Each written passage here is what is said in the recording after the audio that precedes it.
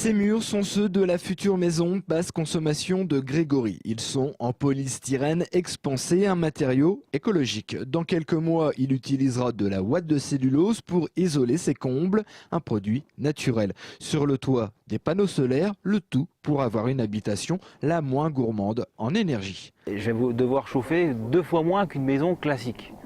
Donc automatiquement, 2 fois moins de chauffage, 2 fois moins de pertes, 2 fois moins de coûts, 2 fois moins ou d'électricité, ou de gasoil, ou de fuel, pardon.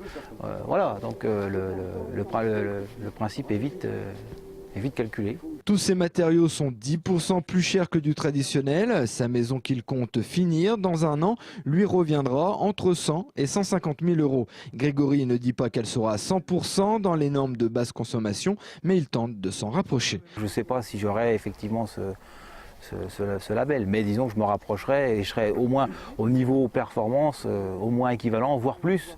Mais peut-être qu'il y a une colonne qui fait que si je veux une fenêtre ici ou un mur à cet endroit-là, ça ne correspondra peut-être pas à ce label. Mais bon, moi après, je sais que au niveau performance, il sera dans cet esprit-là. Dans la famille Gavazzi, Christophe, le frère de Grégory, est lui aussi tombé dans la marmite de l'éco-construction. Maçon depuis des années, il y a un an, il obtient un certificat éco-artisan. L'idée, travailler dans le respect de l'environnement. Le problème, selon lui, dans le département, la difficulté est de trouver les matériaux écologiques. Même nous, en tant que professionnels, on a du mal à trouver les produits vraiment adéquats. Donc après, il y a un décalage.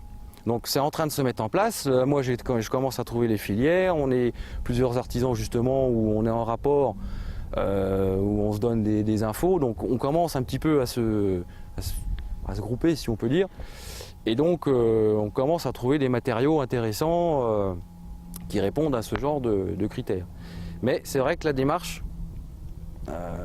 l'État, on va dire, favorise ce genre de choses, mais derrière, la filière ne suit pas forcément.